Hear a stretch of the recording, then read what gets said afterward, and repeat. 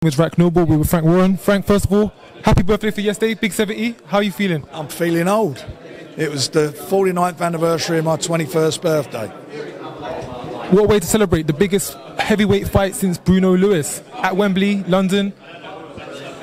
Look, we're delighted. It's the record purse bid. It's the highest grossing purses for two boxers ever to fight in the UK. It's brilliant, and it's very fitting that it's here at Wembley. It's very fitting that you've got Tyson Fury after 4 years coming home, so the fans are in for a massive treat. Massive treat. You know, he's the best heavyweight of his generation, lineal champion. He ticks all the boxes. I mean, who else could run a press conference on their own except Tyson Fury? He was brilliant. Talking of that, running the press conference on his own, Tyson Fury did a great job leading the way. What are your thoughts on Dillian Whyte not showing up to the press conference today? Well, it's totally unprofessional. You know, he has it's industry practice for any time you announce a fight for both the participants to be there. If we start going down the road where people are not going to show it up, who are you guys going to interview? How are we going to sell shows? Just doesn't work. We're lucky that it's Tyson who's such a larger-than-life character, that it's not the way forward. And you know, somebody asked me, would I get into some sort of tit for tat with Matchroom, for example, if they were to win a purse bid? No, I wouldn't, because it's not good for boxing. It's dreadful that anybody should even contemplate that, and it's ridiculous and outrageous that people, his legal or business advisor, it was telling us we can't even use his photograph on the poster. I've never heard anything like this in my life. And we agreed yesterday, just to make sure that he was here, to lay a private jet on from between here and Portugal, getting back in the same day. But, you know, started then making other stupid demands, and enough was enough. Frank, without Dillian being here today, are you concerned at all about the pay-per-view buys for this fight? No, not at all. You know, look, you're going to get a feel for it tomorrow when the tickets go on sale.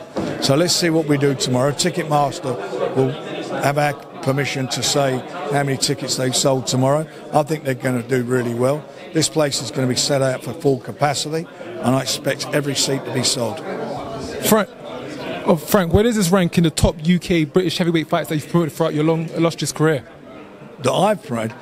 Well, it's probably, this is the most expensive one, that's for sure. So it's that, and it's a good fight.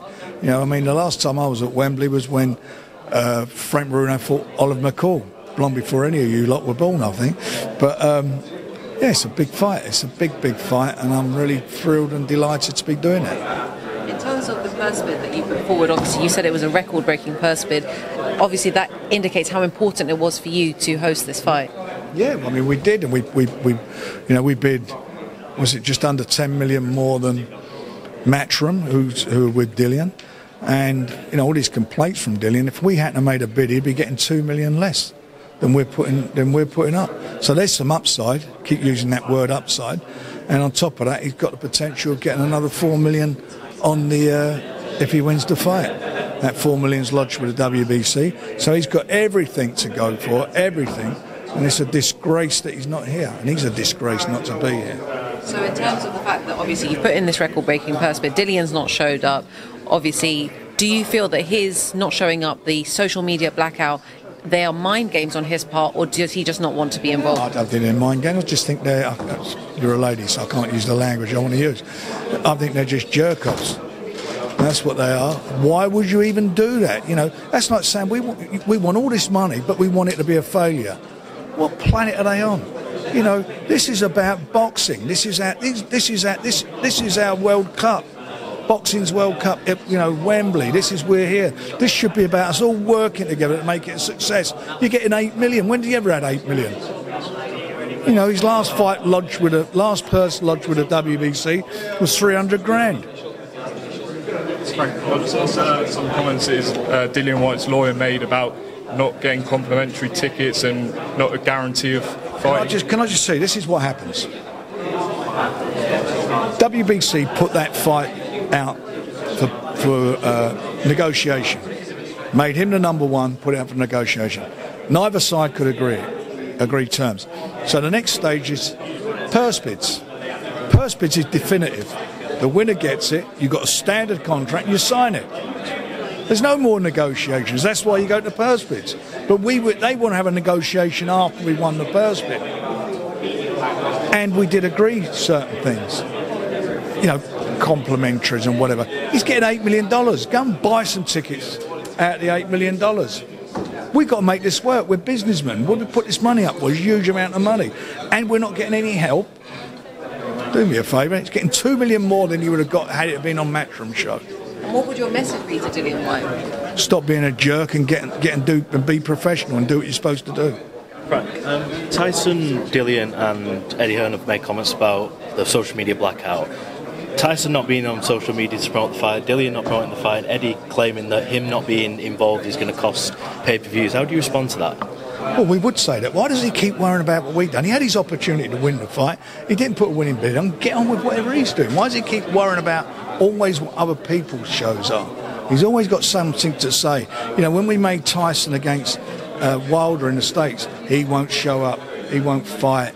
It's not going to happen. It's constant with him. It's all about him.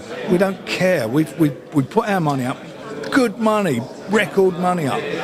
Biggest money for any two British heavyweights ever. That's what we put up. So I don't know what the problem is. Tyson will promote this show. Of course he's going to promote it. What he asked for was a bit of a break, not from being pestered by some people, so he could focus on his training. Of course he's going to promote the fight. What was he doing today? He was here promoting it, accommodating to everybody. And that's how he is, because he is larger than life. He's the guy that makes it all work. That's the reason he's getting 80% of the purse. That's the reason his last fight he got paid $20 million, because of who he is. Do you think Dillian will promote this fight in any capacity at any press conference during fight week? You know what? Contracts work both ways. First of all, we know where we're going with what his obligations are. So there'll be something. Obviously, we're not going to be sitting down and letting that just happen. But it also works what we have to deliver. So, we too can play at that game. Not that I want to be petty or stupid. All I want to do is have a successful promotion. If he wants to play that game, we'll play that game. Frank, of course we all know about the Taylor Catterall decision on the weekend. What are your thoughts on the scoring of the British Boxing Board of Control, and what could be done to change this? Well, I generally think with these, we've had a few of these now. People need to be accountable. If you're a football referee, you get demoted. If you're a Premiership referee and you don't come up to scratch, they demote you down to the Champions League and so forth. And that should be the same with boxing. It should just be, on to the next one. They need to do something about it. It's upsetting. Look, Josh Taylor is a great fighter. I mean, he's magnificent what he's done.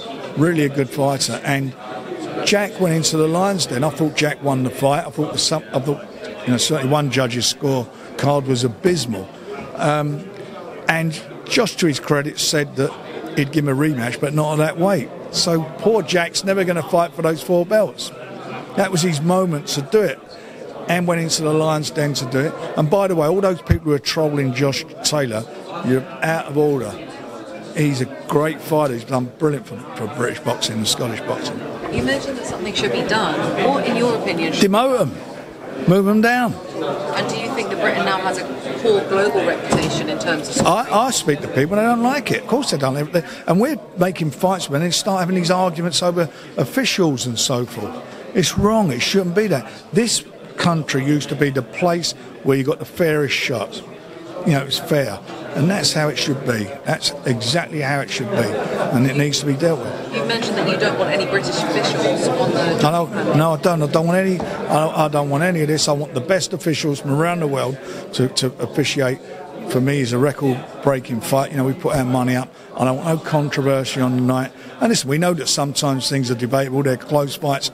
You can watch it one way or another. But I don't want nothing debatable. Tyson, by the way, says it won't be debatable because he's going to finish it with that. But the facts of the matter is we don't need this in the sport. And the press for the last couple of days has been really negative about boxing. And this stuff don't help either when you've got somebody don't come and show up at a press conference. It's harming the sport. Harming the sport.